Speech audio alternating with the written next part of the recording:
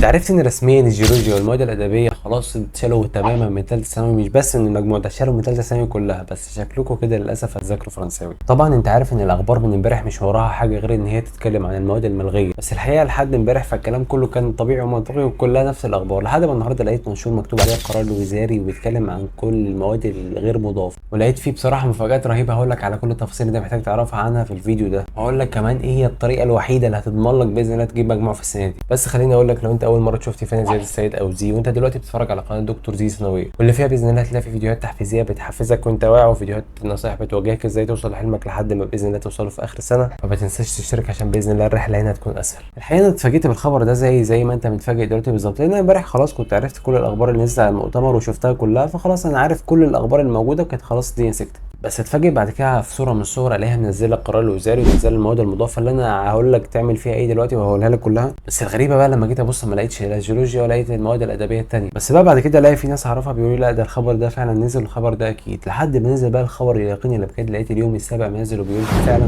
تم خلاص المواد الاضافيه هي 4 بس: التربيه الدينيه والتربيه الوطنيه والتربيه الرياضيه، وكمان اخر حاجه هتبقى اللغه الاجنبيه الثانيه. وحابب بقى استغل الفرصه دي بسرعه كده واقول ان كل المدرسين اللي يعني رزقهم انقطع دلوقتي، فهم باذن الله ربنا اكيد مش هيسيبكم، واكيد ربنا قفل في وشكم الباب ده عشان يفتح لكم ابواب تانية كتير، واكيد ربنا هيجازيكم خير على اي كلمه انتوا علمتوها للناس، وانتوا اصلا كنتوا سبب في تعليم الناس. مش هقول لك بقى كميه الاحاديث وكميه الفضل بتاع العلم، ولا حد هفكرك بالحديث اللي الرسول صلى الله عليه وسلم بيقول فيه ان الحوت بيستغفر وكل الكائنات بتستغفر لطلب العلم ومعلم العلم. كمان انتوا كنتوا بتحفزوا الطلبه، فباذن الله انا متاكد انكم تقدروا تخرجوا من اللي انتوا فيه دلوقتي. اما انت بقى يا برنس، فانا حابب احذرك واقول لك ان مش معنى انك عندك 5 مواد بس فانت تستهون بيهم وتقول بس يا باشا ده الدنيا كده سهله، ويعني بص هتتاخد بسهوله. عشان انت حبيبي بس هجيب لك الحوار من الاخر واقول لك ازاي تضمن باذن الله انك تجيب مجموع تحقق اللي نفسك فيه في السنه دي. بص بقى، انت عندك احتمالين: الاحتمال الاول منهم هي انك هتلاقي معظم الطلبه ذاكرت ومعظم الطلبه فعلا قدرت تلم المواد بصوره يعني مفيش بعد كده يخشوا الامتحانات يخشوا يحلوا في الامتحانات لان هم مذاكرين اصلا. هتيجي بقى بعد كده تبص على المجاميع هتلاقي ان المجاميع ساعتها هتبقى عاليه جدا، وهتلاقي التنسيق رافع خالص وانت غالبا ممكن تترفع معاها. اما بقى بالنسبه للاحتمال الثاني فهم ان اللي هيحطوا الامتحان يقولوا بقول لك العيال دي شويه فرافير كده، ويعني واخدين 5 مواد بس ويعني شكلهم مستسهلين الدنيا ومذاكرين كويس، فاحنا بقى عايزين نحط لهم حته امتحان كده يكون لذيذ خالص ويعرفوا يقزقزوا فيه،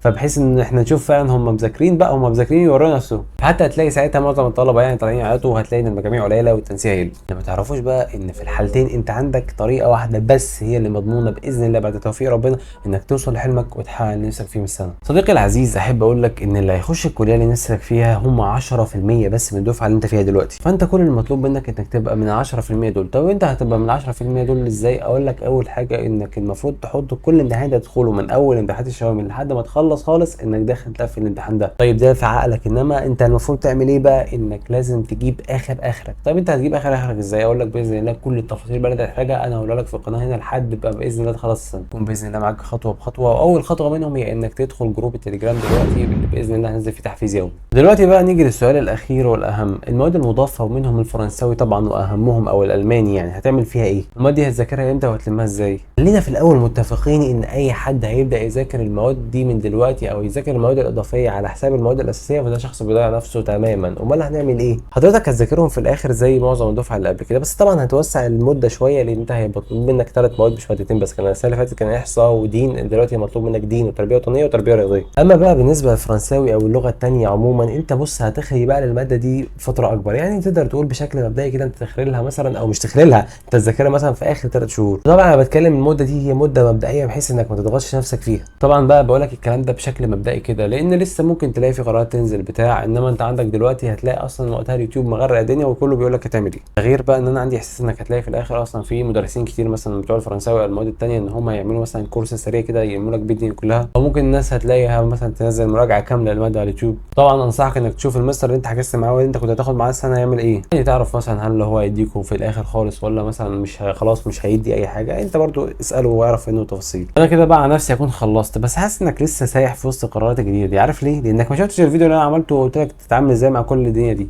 روح شوفه بقى وبسلمني على نفسي. ايه النرجسيه اللي انا فيها؟